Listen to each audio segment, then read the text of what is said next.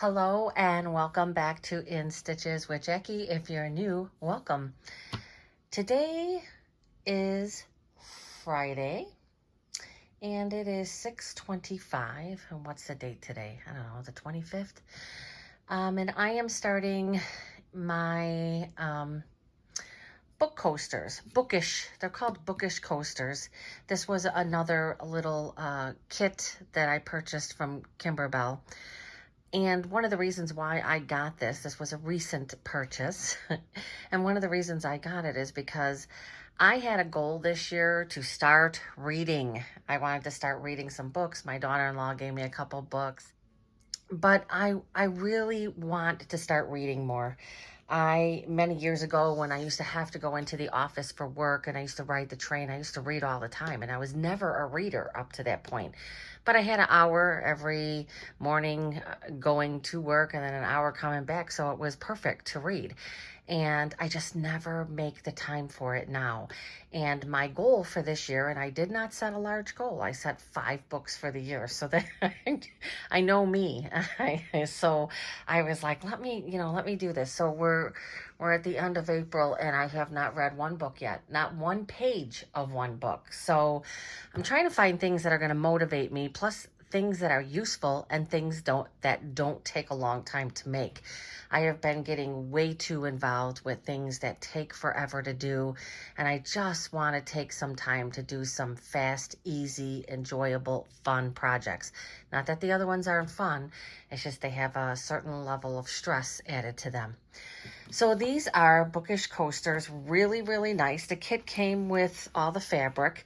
Now, it did come with these 5-inch squares that I decided to kind of save because whenever you get kits, which I have purchased some kits from Kimberbell, not for everything, but for multiple things, you always have a ton of fabrics left over.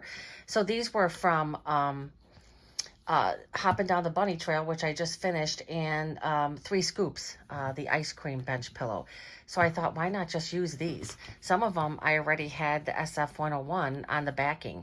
So I did back all of these with SF-101. Now, a lot of times this is the flying geese, so it is going to be a stitch and fold method in the embroidery hoop. And sometimes if you put stabilizer on there, it can cause too much bulk. But in this sense, I decided to put, most of these I put the SF-101, but I left some that I don't have it on. But for me, I like the fact that it just gives it more stability. And this is kind of like an off-white. This fabric, again, comes from Kimberbell. You could see through it. I mean, you could see through it. And when you cut it, it just shreds on the edges. So I don't feel comfortable not putting SF-101 on there. So it doesn't tell you that you have to put SF-101 on all of them, but I did. So I definitely put it on my little beige pieces, which are like 2.5 by 3 or 2.5 by 2 or 2 by 2.5. These are all different sizes here, but they're big enough, more than enough to cover that space. And then each coaster is going to have 2 pieces of backing that go on it, and cork. So one end of it where the writing is going to be, or where the lettering is going to be the cork.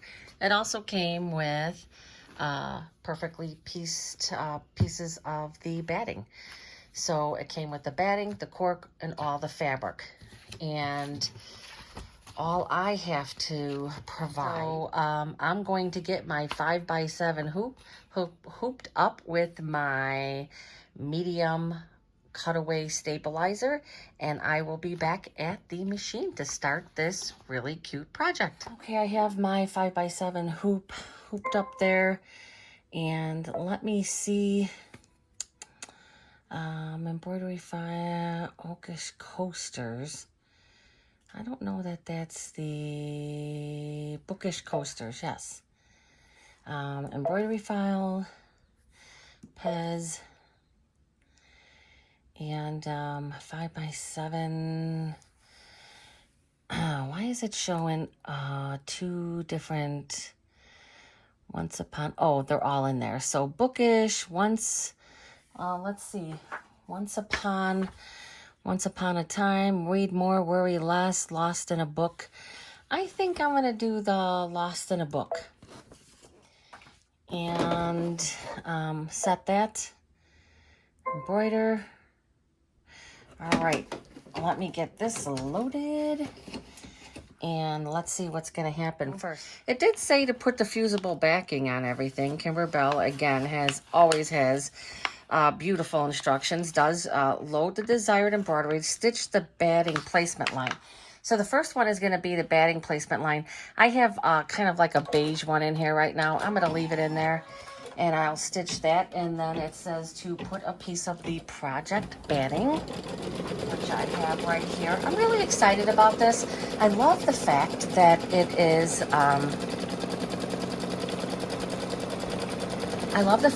it's a small project.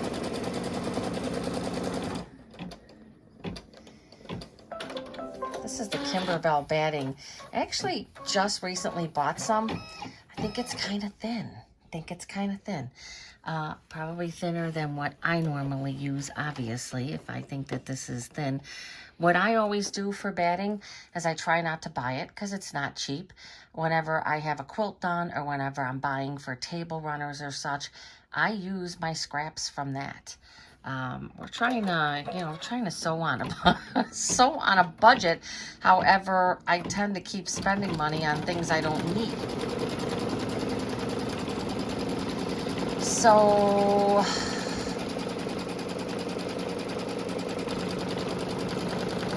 it actually would have made more sense. I want to start figuring out this batting thing better, to where you're just placing the batting in there and you're avoiding this step here.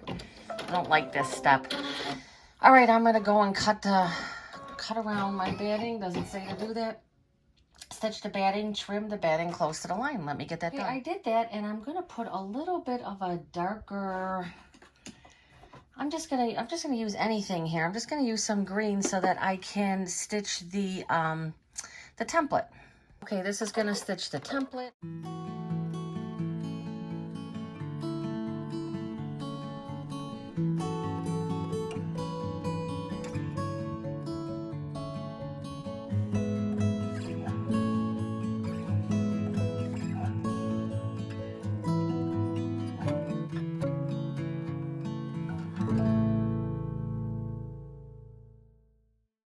You can stitch out the blocks and get it made. This coaster is small. Let's see. Let me measure it. Yeah, I thought it was even 4.5. It's 4. 4 by 4. That's pretty small. Pretty small. I also wanted to show that this has given me the opportunity to use my handy dandy little iron, which I love for projects like this. I have it on. These things get very hot, very hot. All right, so it stitched the template. And so now it says place the piece of fabric right side up over the first section there. One fabric right side up, completely covering section 1. Okay, so there is no other placement line. It's just saying completely cover section 1. Oh, and let me change this back to a beigey type thread. Okay, I have my thread changed, and I am going to stitch my first line.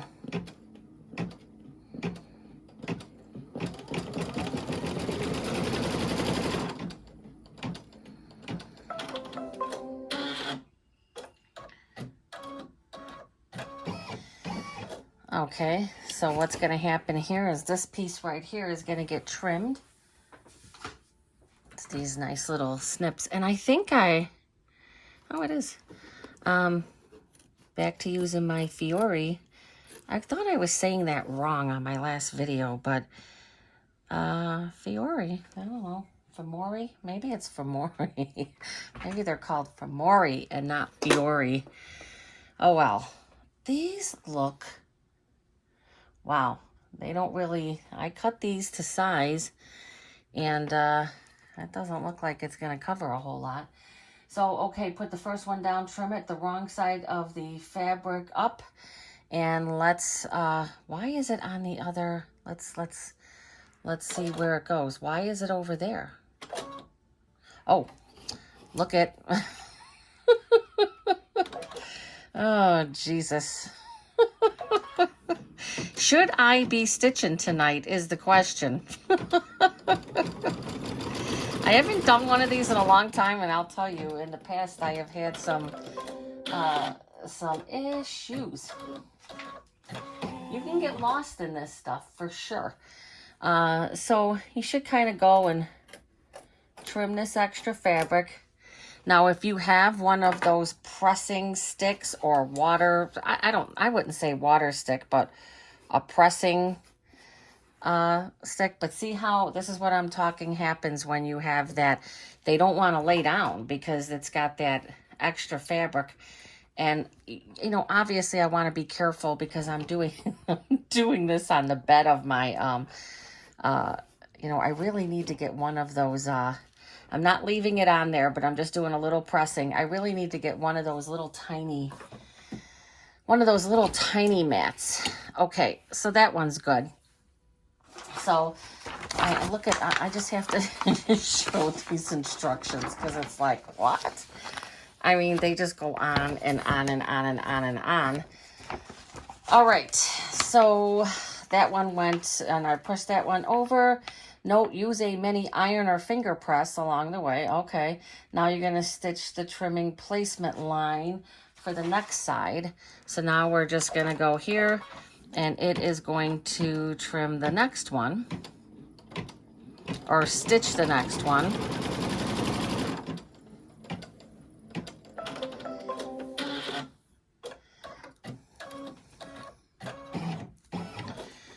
And I'm going to take this out, and let me take these so they don't drop everywhere. So this is one of these ones where, you know, it's, first of all, you have to pay attention to what you're doing. But it's a lot of stopping and starting. So even though, oh, I just undid my machine too, my thread. This is where this can get time consuming. It's not a huge project. Obviously, I'll be able to finish this tonight. But it's a lot of stuff. I am matching this piece up right here. I'm going to pull this out to just get this. There's a stitched line right. This stitched line right here, I'm just putting this flush with it right there. I'm going to slide this back on. And it's going to stitch the tack down. Be careful with fingers in the way. This one doesn't move. I have done ones where it kind of jumps. The earlier ones that they had, it would like jump. And so sometimes it wasn't lined up correctly, and it was a little frustrating. This one is not jumping like that. Let me move this back. And just gonna trim away this extra fabric here, and maybe I could do this. Just have my little thing there so that this way I'm protecting. Oh, I'm not going to do that because that's, these little irons, they get very hot. So what I'm going to do is I'm going to take this iron over to my table here with my mat, and just kind of give it a little bit more of a press down. But I love this little iron for these projects. I think this can be very relaxing. All right, this is gonna go straight across now.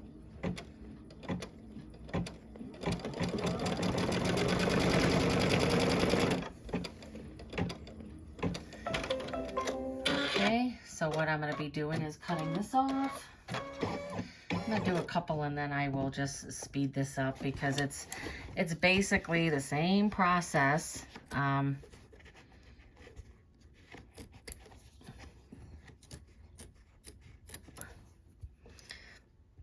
This is a little odd here. Let me show. There's definitely, you see how I trim this, but there's this bulk here from the other parts that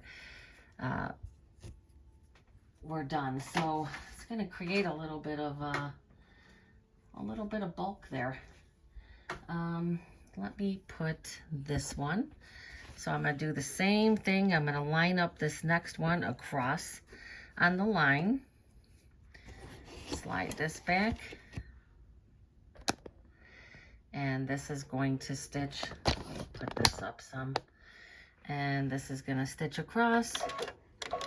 And it's basically the same process all the way down. You're just following the template.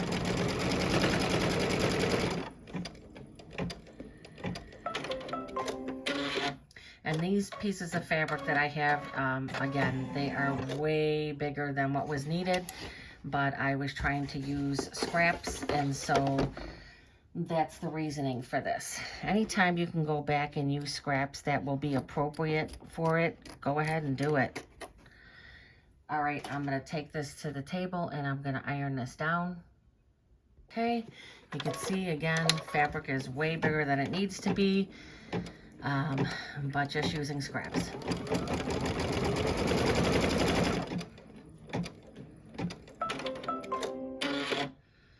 And this is going to be the same process.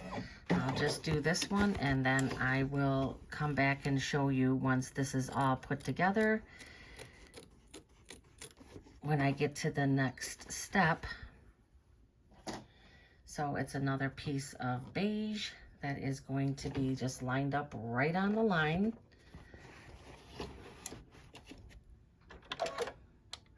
And stitched across.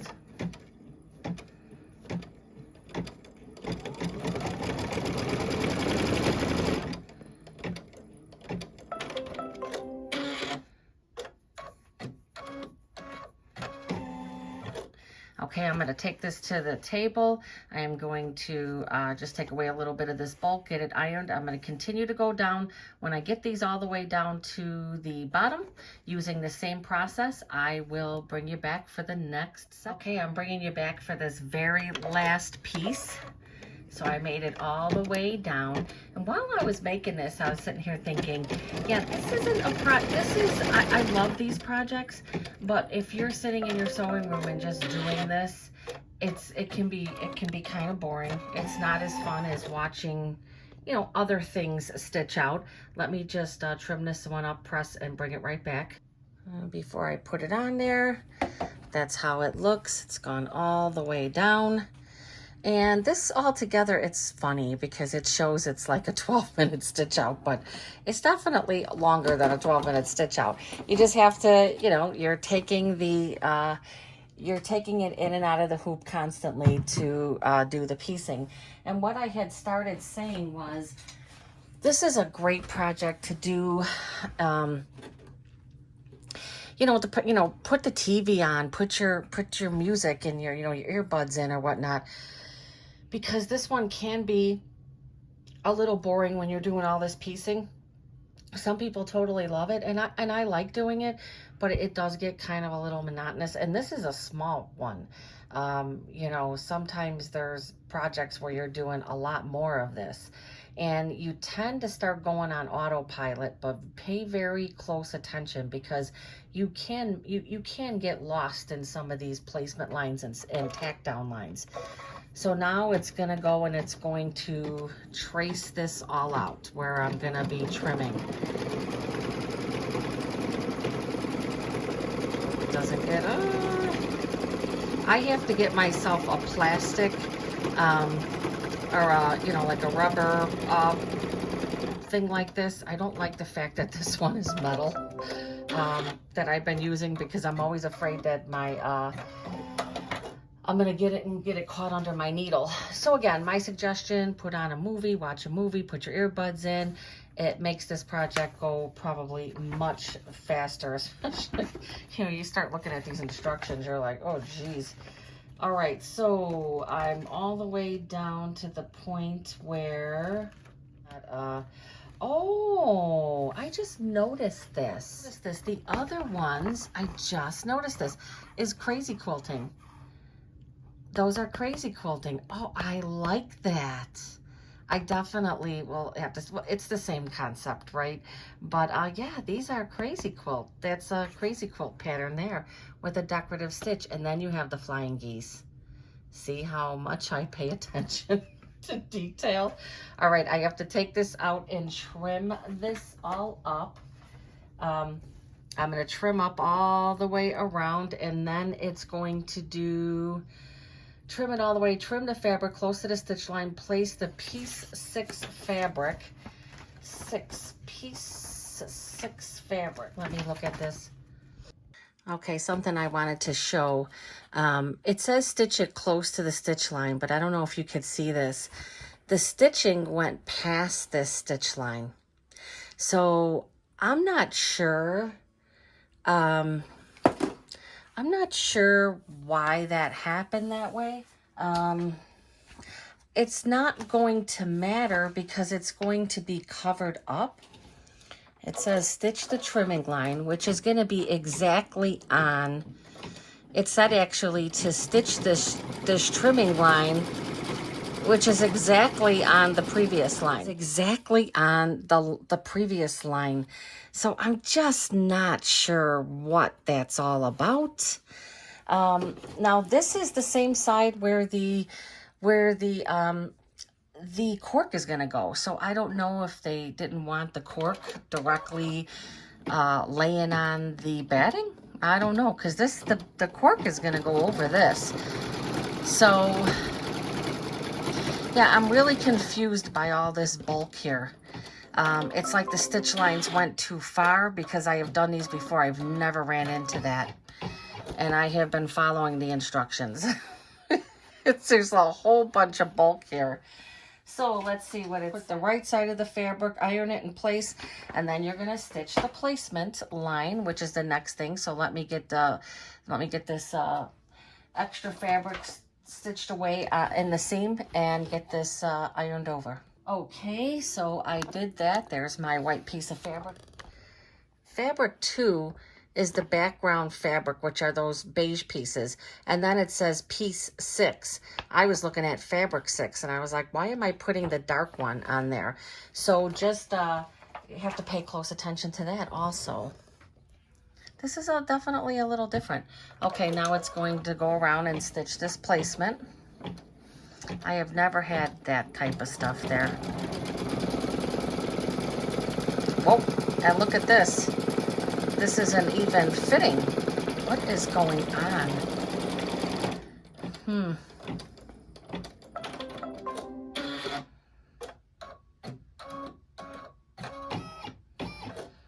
All right, now what does it say? I'm not going to worry too much about that. Okay, now it says you're going to place the right side, place the cork. It doesn't say, does it say that I have to trim something? Stitch, let me see, stitch the piece of, yeah, and then stitch, now it wants you to, now it wants you to stitch another placement line, and then place the background cork. So it wants another placement line. Okay, so it's, well, it makes sense that that piece didn't fit all the way. All right.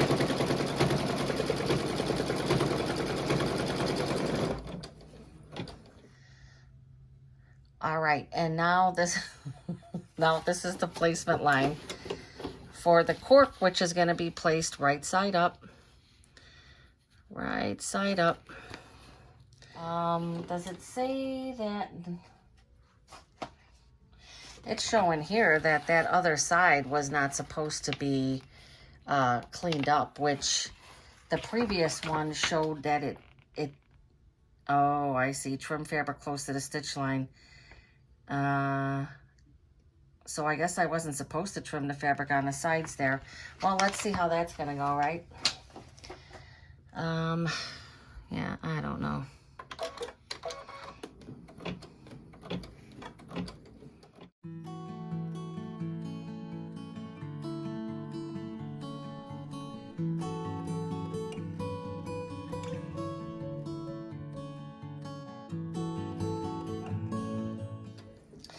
Place it right side up. So apparently I wasn't supposed to trim the left side. You can see that the line's there, so I'm good. I don't know why they didn't have you do that one. All right, so I am going to trim this and then stitch the background decorative. That's just like, so I'm gonna have to put like a bit of a brown in, I think, a light brown. Okay, let me get this trimmed and get my light brown thread in for the decorative stitch. That gets done before the topping gets put on. I trimmed up the cork and now it's going to do a decorative stitch.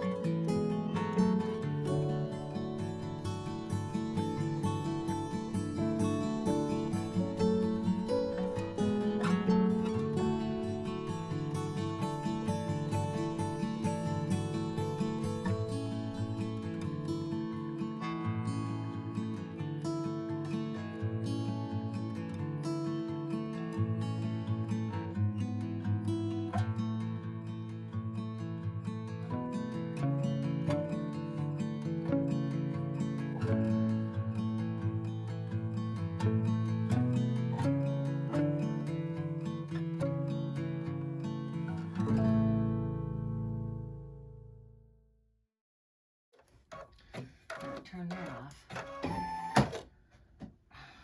Make sure when you're done using a little iron, you turn it off, because I just dropped it and definitely those things get hot. All right, let me get this ready. I'm gonna put the wash away clear stabilizer on top to get ready to stitch the lettering. Okay, so I put my wash away topper. Obviously that is put on. You put that on for any type of leather, cork, plush towels, anything like that where the stitches may dig in or get lost. You know, cork is a little, has some texture to it, a soft texture actually, so this makes sense. I did put black 60 weight thread. Again, that's the Dime Fine Line collection that I purchased, and I love it because I think the lettering comes out so nice because it's finer and it get like this lost in it's very thin lettering. Well, let me start it and we'll see.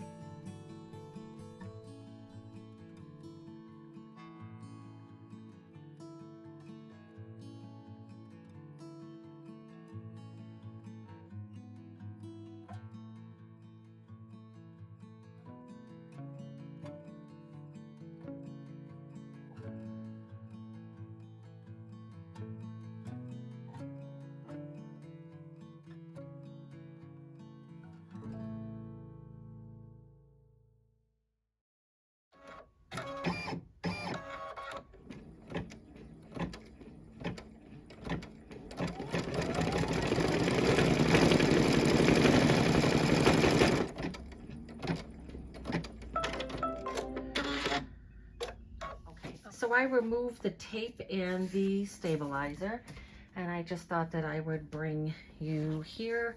So there were 2 pieces of backing fabric. I believe it was 5 by 5.5, and they are folded right sides together. I did also back these with SF101, and I'm just gonna take, and you want your finished parts, you want the your folded edge in the middle, and it is going to overlap about 1/2 inch. And then what I'm going to do is I'm going to put a piece of tape down the middle so that the foot doesn't get caught, or the needle, and make sure that that's covered, make sure that this is covered. Again, I trimmed that away before I was supposed to, but I definitely do not believe it's going to have any impact on anything.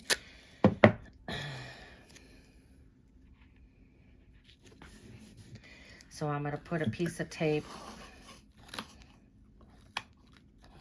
all the way down the middle.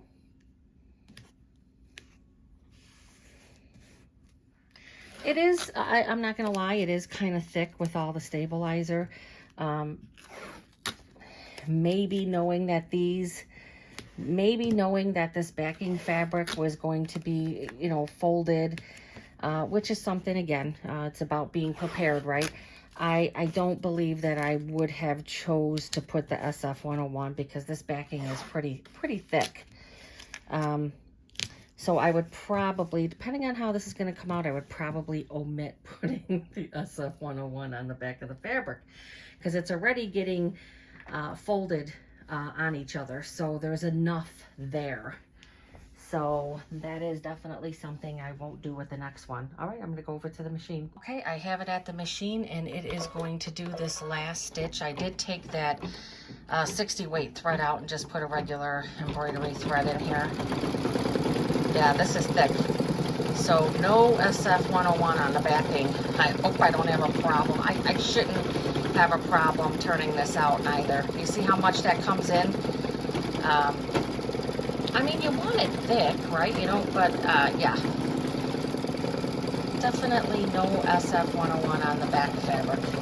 Other than that, I think that having it on the other pieces, on all of the Prairie Point pieces was fine. It didn't give me a whole lot of trouble there. And trim all layers. And then you're gonna, you know, turn it, then you're gonna clip the corners, you're gonna turn it inside out. This is my thing. It's saying make sure that you cut it 1/4 inch from the stitch line, and then it shows here cutting directly on the stitch line, which would not be a good thing to do because that stitch line is what's holding it together. So I'm kind of confused about that, but I'm definitely not doing that. It says carefully remove the tape, remove the project from the hoop, trim all layers of fabric and stabilizer 1/4 inch away from the final outline. But if you see here, it's showing that it's it's cutting directly on the line. So, yeah, you don't want to do that. All right, I am going to take this to the table. I'm going to get it cut, and I better find some good scissors to do so. I'm going to try to do it with my pinking shears, and I'll be right back. Okay, all finished.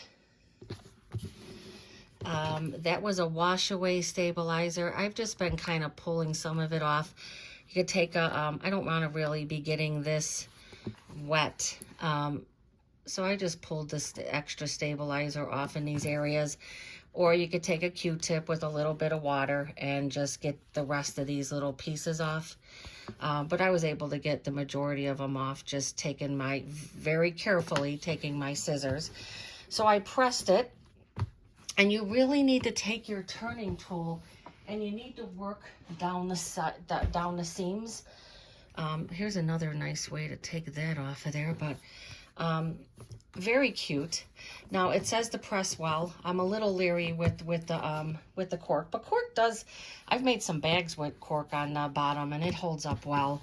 But it's just a matter of going in with your turning tool and just kind of going in here, and especially in these areas here, go along the seam.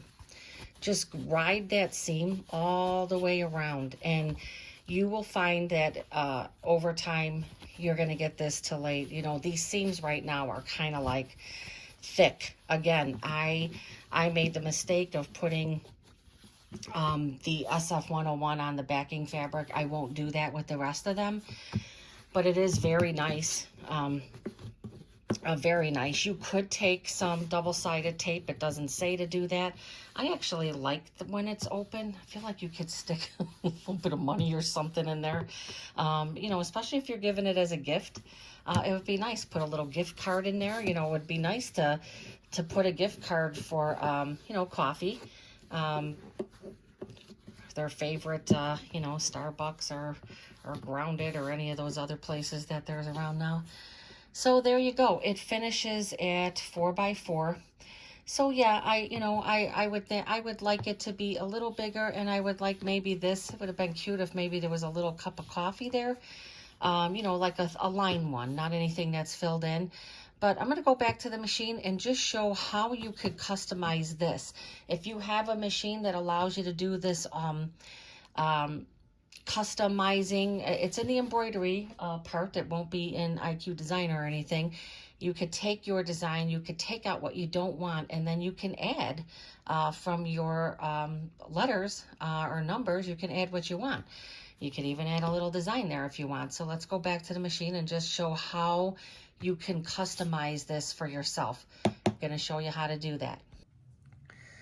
Okay, so you would have this design pulled up, and this is how you would go to stitch it, but you don't like that lost in a book. You don't want that. Now you know that you could just skip that and you don't have to do that. But how about taking that out and putting what you do want in there?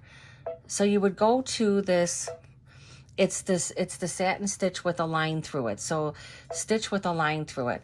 And so now you're going to go and you're going to go down at your placement line. You know that this is probably going to be your black ones down at the bottom. So that's why I'm going to skip all of this, because we know that there are a lot. There's a lot of those. Those are the flying geese parts, okay? And now we want, let's see, what part of black is that? What one was that? That's that. That's that. We still ain't to it. Lost in book. So all we need to do is we need to go to the zigzag with the line, and it takes it out. And we're going to say okay. So we just took that out of the design. Now let's say we want to add a different saying. So now we're going to go to add, and I'm going to go to the alphabet, and what font? I don't know. Say I want to do some fancy font, and say I want to do my last initial, and I want to, I'm going to say set. You have to set it first. Then you can start to edit it. So I'm going to move it there. Let's go to edit. Let's go to edit. Let's size it.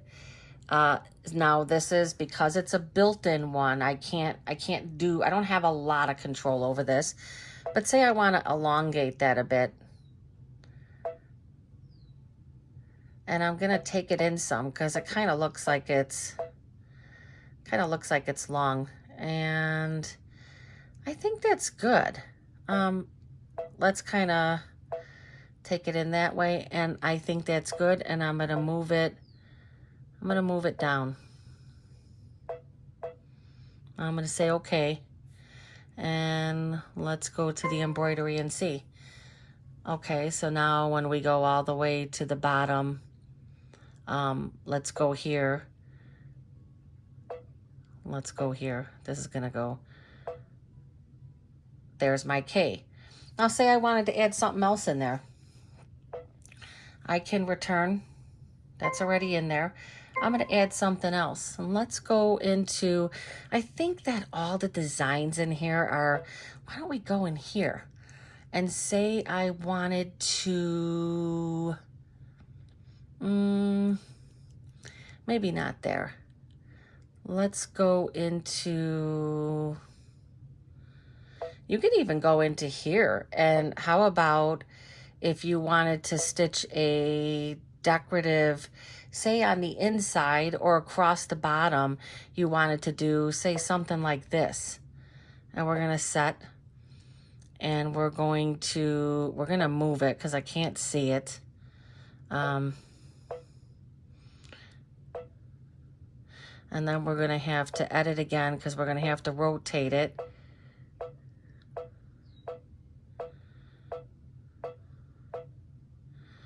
Oh, that looks good. Let's,